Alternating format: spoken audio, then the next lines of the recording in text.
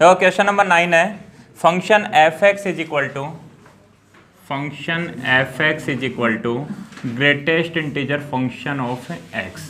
F X is equal to क्या, greatest integer function of X है। तो तुम्हारे को बताना है कि ये फंक्शन कहाँ पे डिसकंटिन्यूस है, ठीक है ना, ये बताना है। इज नॉट कहाँ पे डिफरेंशिएबल नहीं है। उसमें सबसे पहले आ रहा है एवरी इंटीजर, जितने भी इंटीजर समझ गए ना, पूर्णांक 0 +-1 +-2। ऐसे दूसरा क्या बोल रहा है, एवरी रेशनल नंबर्स, जितने भी रेशनल नंबर्स है उनके ऊपर। तीसरा बोल रहा है ओरिजिन पॉइंट का मतलब समझ गए 0,0। और चौथा बोल रहा है एवरीवेयर, ठीक है ना, मतलब कहीं भी डिफरेंशिएबल नहीं है, ठीक है ना। ये बोल रहा है ना difference is not differentiable eight, तो लास्ट में क्या बोल रहा है भाई कहीं भी डिफरेंशिएबल नहीं है। तो समझना, इसका ग्राफ तुम लोगों को पता है क्या? सबसे पहले तो इसका मतलब तो पता है ना तुम लोगों को, इसका मतलब क्या होता है, क्या बताया था। जैसे मान लो 2.5 लिखा हुआ है यहाँ पे, ठीक है। यहाँ पे क्या होता है, इसका greatest integer function of x का मतलब क्या होता है कि या तो एक्स के बराबर या एक्स से छोटा, जो जितने भी छोटे पूर्णांक होते हैं उन सब में से सबसे बड़ा नंबर। जैसे यहाँ पे क्या हो जाएगा 2.5 लिखा हुआ है इसमें, तो इसका आंसर कितना होता था, 2 होता था, ठीक है। ऐसे क्या हो जाएगा 3.5 का आंसर कितना हो जाएगा 3.01 का, अरे 3, ठीक है ना। क्यों 3.01 से छोटा नंबर होना चाहिए, ठीक है ना, छोटा इंटीजर। तो इससे छोटा इंटीजर कौन सा है, 3, 2, 1 सारे ही हैं, लेकिन उन सब में से सबसे बड़ा नंबर कौन सा होगा, तो वो क्या आएगा 3। अरे सीधा सिंपल सा यार, 2.5 का 2, 3.5 में 3, ऐसे क्या हो जाएगा देखो 7.8 का आंसर क्या हो जाएगा 7 हो जाएगा। -7.8 -8, यहाँ क्या होगा -8, ठीक है। क्यों, क्योंकि भाई -7.8 इधर आता है, इसके इधर क्या आता है -7, फिर क्या लिखा हुआ रहता है -8, फिर -9, तो -7.8 से छोटा नंबर, तो वो छोटा नंबर कौन है, -8 है, यह है छोटा इंटीजर, ठीक है। -7 तो क्या है, इससे बड़ा नंबर हो जाएगा। जैसे -2 और -3 में बड़ा नंबर कौन सा होता है, -2, ठीक है। और -3 क्या होता है, छोटा नंबर होता है। वैसे क्या हो जाएगा -7.8 से जस्ट पहले क्या आएगा -8 आएगा। इसमें लिखा हुआ आ गया 5, तो आंसर क्या हो जाएगा 5 हो जाएगा। -5 आ गया तो -5 हो जाएगा, और -5.1 आ गया तो -6 हो जाएगा, और +5.1 आ गया तो 5 हो जाएगा, ठीक है। इसका ग्राफ याद है क्या तुम लोगों को? अगर याद हो तो कुछ ऐसे बनाया था पहले, समझाया था। यहाँ क्या होता है 0,0, यहाँ क्या होता है 1, 2, 3, -1, -2, -3, 1, 2, 3, और फिर इधर भी -1, -2 एंड -3। क्या होता है 0 पे वैल्यू 0, ठीक है, 0 पे 0, डार्क करने का मतलब 0 पे वैल्यू 0 आ रही है। 0.1 पे 0 ही होगी भाई, 0.1 आंसर कितना आएगा 0, ठीक है। 0.2, 0.3, 0.5 पे भी 0, 0.8 पे भी 0, लेकिन जैसे 1 होगा आंसर कितना हो जाएगा 1 पे कितना होगा 1 होगा। मतलब इस तरीके से कंटिन्यू चलेगा, लेकिन 1 के ऊपर ग्राफ टूट जाएगा ये। फिर उसके बाद में कंटिन्यू चलेगा भाई, 1.5 की वैल्यू 1 आती है, 1.6 की वैल्यू 1 आती है, लेकिन 2 पे कितनी आंसर आ जाएगा उसका 2 आ जाएगा। फिर ऐसे चलेगा, क्लियर है। और सेम इसी तरीके से इधर की तरफ बढ़ाया हुआ है, सॉरी।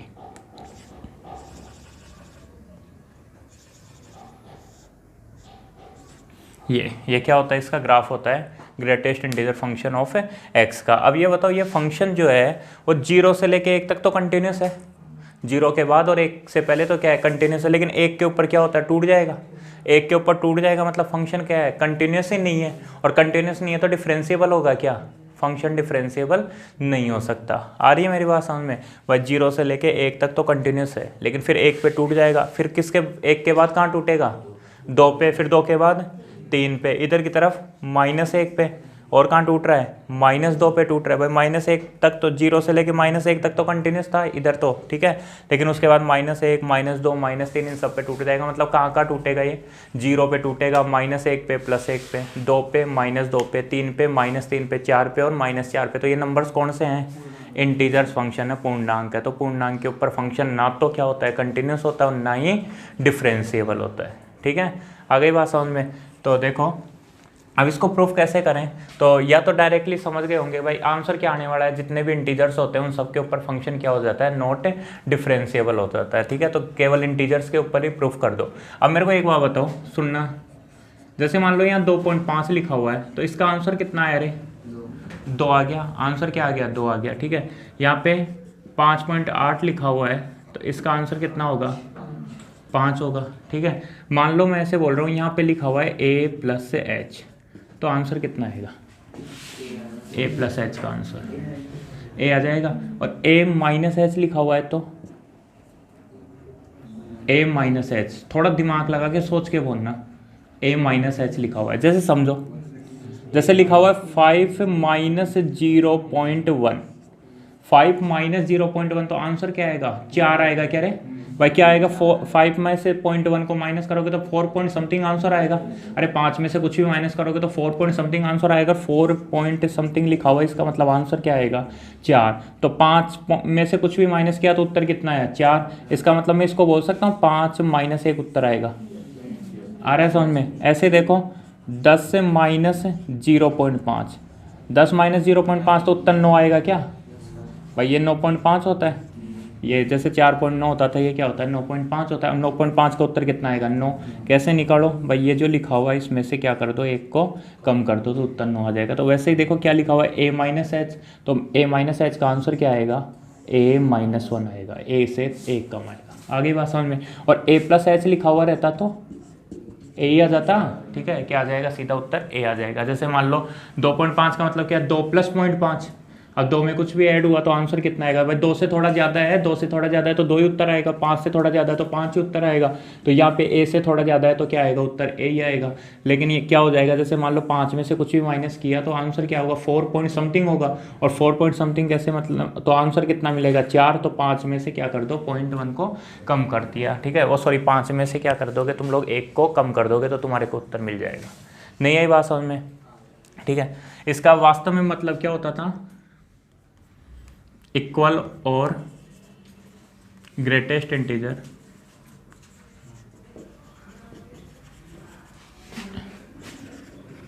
इक्वल और लेस देन x। ठीक है, ग्रेटेस्ट इंटीजर इक्वल और लेस देन x, मतलब x से या तो बराबर या उससे छोटा। ठीक है, क्या ग्रेटेस्ट इंटीजर या तो उसके बराबर या उससे छोटा क्या होना चाहिए, सबसे बड़ा इंटीजर होना चाहिए। जैसे मान लो 5.8 है, अब 5 पॉइंट, ये तो क्या बोल रहा है, लेस देन x, x से छोटा इंटीजर, तो x से छोटे इंटीजर्स तो मतलब 5.8 से छोटे इंटीजर तो 5, 4, 3, 2, 1, 0, -1, -2 सारे हैं, लेकिन उन सब में क्या होना चाहिए, ग्रेटेस्ट होना चाहिए, सबसे बड़ा इंटीजर होना चाहिए। ठीक है, तो इसका ग्राफ अगर याद रख लेना यार, काम का है ये फंक्शन। तो F X is equal to, इसका मतलब समझ में आ गया ना।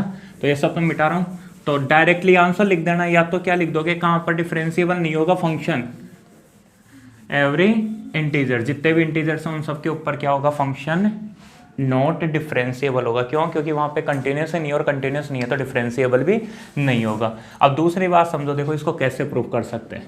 मैं मान लेता हूँ ए कोई नंबर है, ए कोई नंबर, और ए किससे बिलोंग करता है, जेड से। जेड का मतलब क्या, इंटीजर। ठीक है ना, मतलब क्या, ए कोई क्या है, एक इंटीजर है। और अब कहाँ पर प्रूफ करने की कोशिश कर रहा हूँ, x इज इक्वल टू ए के ऊपर, x इज इक्वल टू ए। अब x इज इक्वल टू ए के ऊपर प्रूफ करो। देखो तो सबसे पहले क्या निकालोगे, left hand derivative, left hand derivative, left hand derivative को ए के ऊपर एफ डैश ए माइनस 0 बोलते हैं। और इसका मतलब क्या होता है, limit X tends to A minus A के ऊपर लेफ्ट हैंड डेरिवेटिव का मतलब A minus F X minus F A और अपॉन में एक्स माइनस ए। ये क्या हो जाएगा, limit H tends to 0 F A minus का मतलब A minus H minus F A और अपॉन में माइनस एच। ये तो फॉर्मूला ही होता है, लेकिन यहाँ पे अपन ने ए को क्या मान रखा है, जेड। जेड का मतलब इंटीजर, ए कोई भी एक इंटीजर है। तो अब देखो लिमिट एच टेंड्स टू 0, सबसे पहले एफ ए माइनस एच की वैल्यू, एफ एक्स की वैल्यू ये है, तो एफ ए माइनस एच ये हो जाएगा, ओ सॉरी ए माइनस एच, आ गया समझ में। फिर माइनस एफ ए की वैल्यू, भाई एफ एक्स ये है तो एफ ए, ठीक है, अरे समझ में आ रहा है क्या, और अपॉन में minus H, limit H tends to 0। इसकी वैल्यू बता दो, greatest integer function of A minus H, A minus 1 होगी क्या, अभी बताया था कितनी होगी a-1, तो इसकी वैल्यू कितनी a-1, इसकी तो a ही होगी जो इंटीजर है वो, और अपॉन में a से लिमिट h टेंड्स टू 0, उत्तर देखो 1/h, समझ गए। अब 1/h, h की जगह 0 रखोगे तो इनफाइनाइट हो जाएगा। इनफाइनाइट का मतलब क्या हो गया, नॉट डिफाइंडेबल, ठीक है। तो ये क्या हो जाएगा यहाँ पे, लिमिट डज नॉट एग्जिट्स। भाई कोई भी तरीका नहीं है इस h को हटाने का, तो लिमिट एग्जिट्स नहीं करती, तो क्या लिख दोगे, left hand derivative does not exist, therefore function is not differentiable at x is equal to a। और x is equal to a का मतलब क्या है, a का मतलब क्या है, इंटीजर, तो function is not differentiable on every integer, अतः फलन प्रत्येक पूर्णांक के ऊपर अवकलनीय नहीं होगा। समझ में आ गया क्या प्रश्न, ठीक है। उसके बाद देखो 10वां, इतना सब कुछ करने की जरूरत नहीं थी, बस थोड़ा सा ध्यान रख लोगे ना, तो एक लाइन लिख देना कि फंक्शन जो होता है, ये जो फंक्शन है f(x) equal to greatest integer function of x, ये किसी भी इंटीजर के ऊपर कंटिन्यूस नहीं होता, ठीक है। और कंटिन्यूस नहीं होता तो वो फंक्शन डिफरेंशिएबल भी नहीं होगा। इतना सा भी लिख सकते थे, या फिर इस तरीके से कर दो, मान लो क्या करते, a+h से करते, a+h, तो a+h, तो इसका उत्तर a ही आ जाता, और -a होता, a से कट जाता, ऊपर क्या बता 0, 0 अपॉन कितना -h, ठीक है। और 0 अपॉन -h कर देते तो आंसर कितना हो जाता 0, तो वहाँ पे तो आंसर कितना हो जाता 0। फिर क्या निकालते, लेफ्ट हैंड डेरिवेटिव, मतलब ये बताओ ये दोनों बराबर हैं क्या, ठीक है। अगर कोई भी एक लिमिट भी एग्जिस्ट नहीं कर रही तो वहीं पे फंक्शन क्या हो जाएगा, डिफरेंशिएबल नहीं होगा। ये लिखवाया हुआ है कि दोनों या दोनों में से कोई भी एक अगर एग्जिस्ट नहीं कर रहा तो फंक्शन डिफरेंशिएबल नहीं होगा। क्वेश्चन नंबर 10 देखो, the value of right hand derivative of f(x) given है, f(x) क्या है अपने पास में, sin x square upon x when x is not equal to 0 and 0 when x is equal to 0। क्या बोल रहा है, the value of right hand derivative of f(x) at x is equal to 0। तुम्हारे को क्या बताना है, x is equal to 0 के ऊपर फंक्शन के राइट हैंड डेरिवेटिव की वैल्यू बतानी है। तो देखो इधर right hand derivative at x is equal to 0, x equal to 0 के ऊपर राइट हैंड डेरिवेटिव, उसको क्या बोलते हैं, f'(0 + 0), यही बोलते हैं। और इसका मतलब क्या होता है, limit x tends to 0 plus f(x) minus f(0) और अपॉन में x माइनस 0। आ रहा है समझ में। तो अब इसको कैसे लिखोगे, limit h tends to 0 f(0 plus 0 plus का मतलब 0 प्लस h, ठीक है, 0 प्लस h माइनस f(0) और अपॉन में कितना होता है, h होता है। वो है limit h tends to 0 fa plus h minus fa upon में h, a की जगह क्या लिख दिया अपन ने, 0 लिख दिया। अब इसको सॉल्व कर लो, देखो लिमिट h टेंड्स टू 0, यहाँ पे फंक्शन की वैल्यू 0 से ज़्यादा है, तो 0 के बराबर तो नहीं है ना, तो कौन सा फंक्शन ये, sin x square upon x, तो क्या हो जाएगा, sin x की जगह कितना 0 प्लस h का मतलब h, तो sin h square upon h minus function की 0 पे वैल्यू और अपॉन में h, limit h tends to 0 sin h square, ध्यान देना, देखिए इसको h स्क्वायर लिख सकता हूँ क्या, क्यों, क्योंकि इसमें से 0 को माइनस करोगे तो sin h square upon h बचेगा और एक h ही आएगा, तो h इंटू h क्या हो गया, h स्क्वायर, और इसको क्या लिख दोगे, ये 1 हो गया, ठीक है। sin h square upon h square और limit h tends to 0, answer कितना हो जाएगा, 1 हो जाएगा। तो राइट हैंड डेरिवेटिव भी पूछ रहा था, और राइट हैंड डेरिवेटिव कितना होता है इसका, 1 होता है, ठीक है। लिखो क्वेश्चन नंबर 11 देखो, खुद कर लेना, f(x) equal to modulus of sin x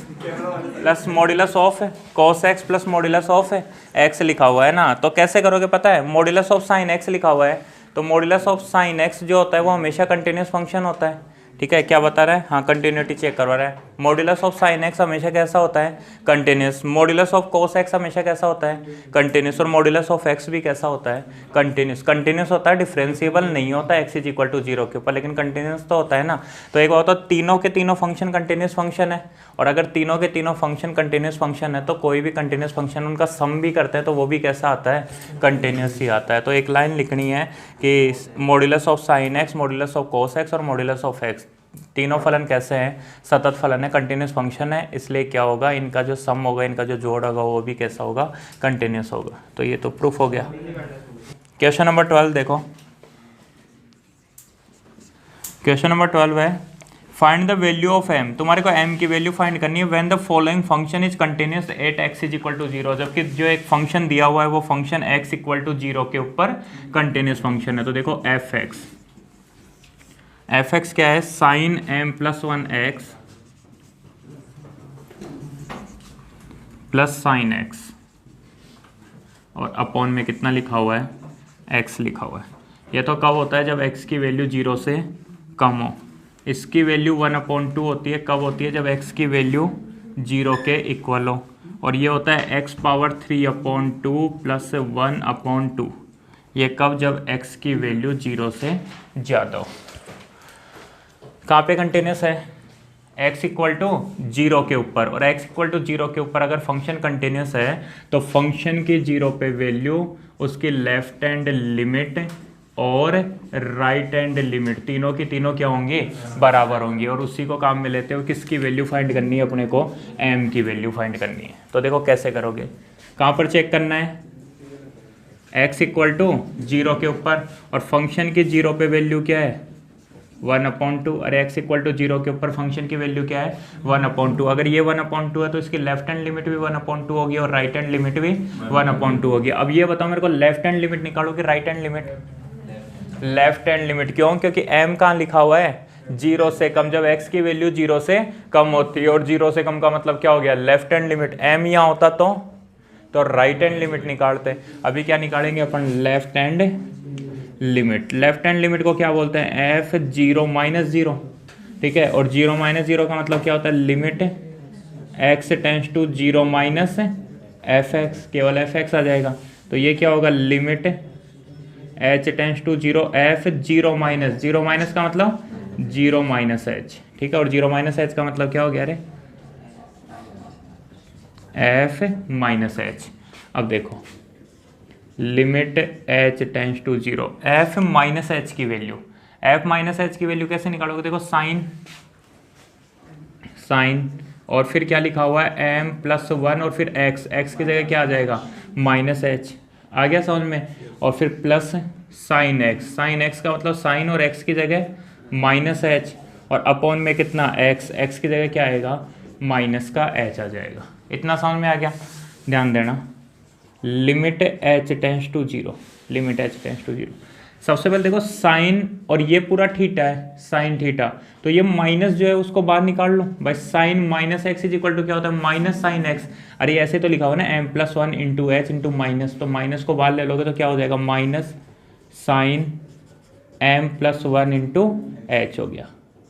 समझ में आ गया, प्लस माइनस साइन एच, और अपॉन में कितना, माइनस एच। इतना समझ में आ गया ना। यहाँ से अगली वाली लाइन डायरेक्ट भी कर सकते थे भाई, तीनों में से माइनस हट जाएगा और सारे के सारे कैसे हो जाएंगे, पॉजिटिव हो जाएंगे। चलो उसको छोड़ो, एक बार ध्यान दो इधर, ये लिखा हुआ है। अब कैसे सोल्व करोगे, क्या तरीका है, एक लाइन और बढ़ा देता हूँ ताकि थोड़ा सा दिमाग चले। Limit h tends to 0, minus हट जाएगा तो क्या बचेगा, साइन m+1 इंटू एच, ठीक है, प्लस साइन h, और अपॉन में कितना, h। ये लाइन केवल समझने के लिए लिखी थी, बाकी डायरेक्टली समझ सकते हो भाई। यहाँ से माइनस आएगा, यहाँ से माइनस आएगा, और एक माइनस यहाँ है तो सारे के सारे कैसे हो जाएंगे, प्लस के हो जाएंगे, ठीक है। तो अब क्या कर सकते हो, देखो साइन ए प्लस साइन बी का फॉर्मूला अप्लाई कर सकते हो, पहला तरीका।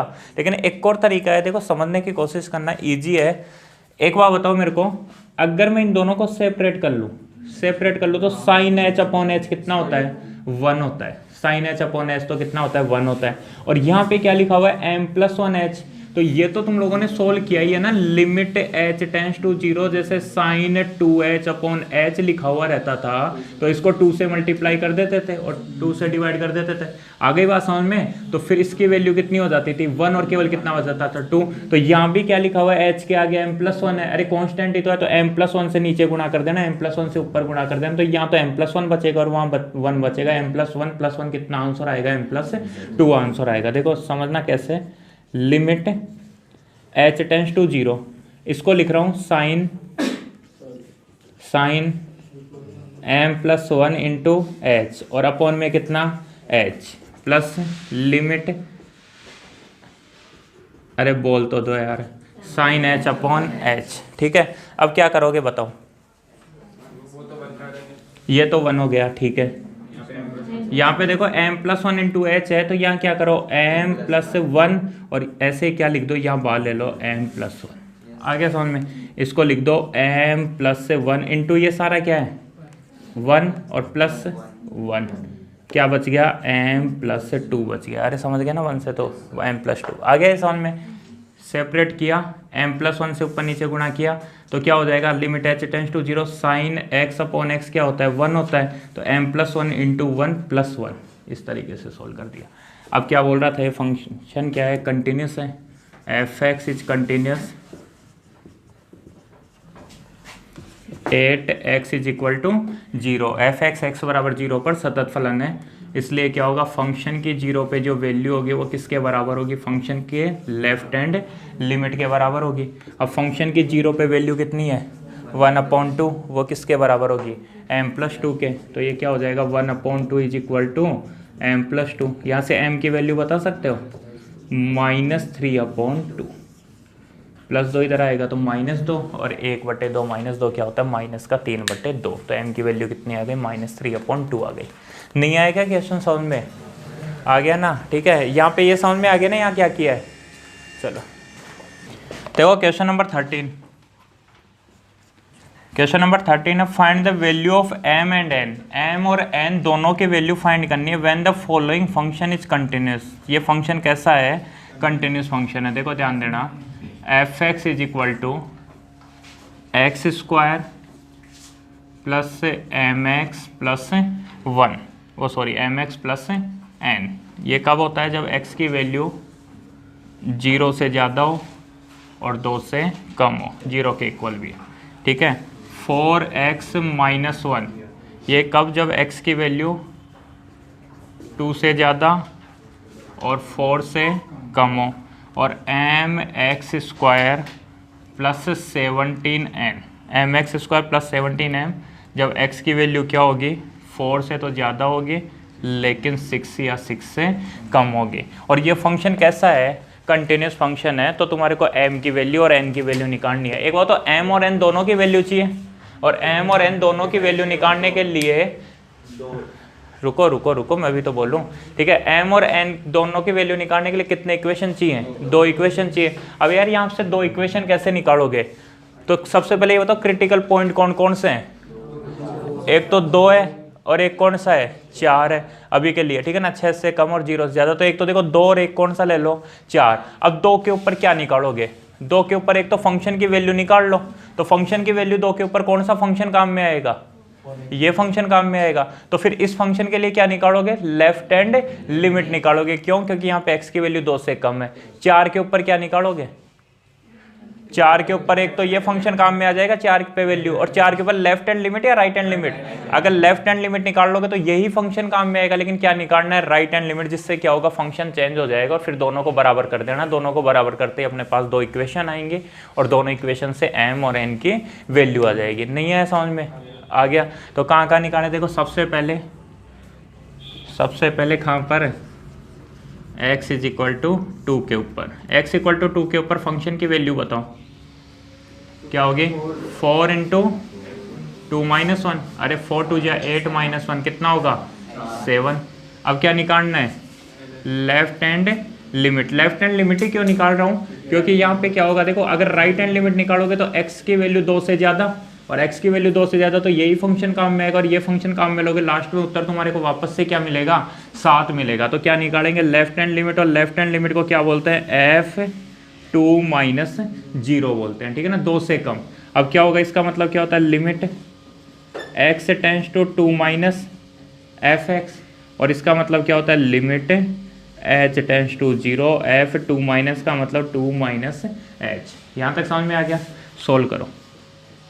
Limit h tends to 0 f2 - h की वैल्यू 2 - h का square plus m into 2 - h और प्लस n। देखो कहीं अपोन में h बन रहा है क्या, अपोन में h तो बनेगा नहीं, तो क्या रखो लिमिट लगा दो, कितना हो जाएगा 2 - 0 का square plus m into 2 minus 0 plus n। Solve करो, 2 माइनस 0 का मतलब 2 और 2 का स्क्वायर कितना 4 प्लस 2m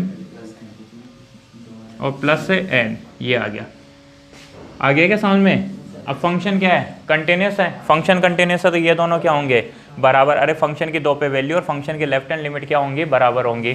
तो क्या लिखोगे, एफ एक्स इज कंटिन्यूस।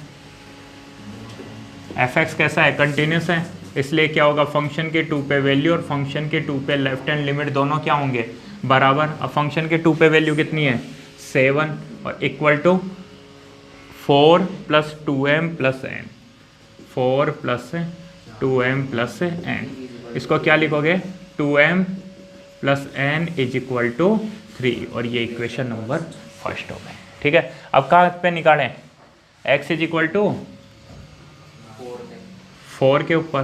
ठीक है, x इज इक्वल टू 4 के ऊपर। अब x इज इक्वल टू 4 के ऊपर बताओ कैसे। सबसे पहले फंक्शन की 4 पे वैल्यू बताओ। फंक्शन की 4 पे वैल्यू क्या है 4 4 जा 16 माइनस 1 15। यही फंक्शन काम में आएगा x इक्वल टू 4 पे भी। तो कितना आएगा 4 इंटू एक्स का मतलब 4 माइनस 1 कितना आ गया 15 आ गया। अब क्या निकालोगे, फंक्शन की 4 पे कौन सी लिमिट है, right hand limit. Right hand limit क्यों निकाल रहा हूँ, क्योंकि अब क्या है फंक्शन इस फंक्शन में जाना है भाई, ये तो काम में आ गया। अब यहाँ पहुँचो तो यहाँ क्या आएगा भाई, x का मान 4 से ज़्यादा है और अगर x का मान 4 से ज़्यादा है तो कौन सी लिमिट निकालोगे, राइट हैंड लिमिट निकालोगे। अब राइट हैंड लिमिट का मतलब देखो f 4 प्लस 0 और ये क्या होगा limit x tends to 4 plus, समझ पा रहे हो ना, और fx ये क्या होता है limit h tends to 0 f 4 plus का मतलब 4 plus h, limit h tends to 0 f 4 plus h, x की वैल्यू 4 से ज़्यादा, ये फंक्शन m फिर 4 प्लस h का होल स्क्वायर।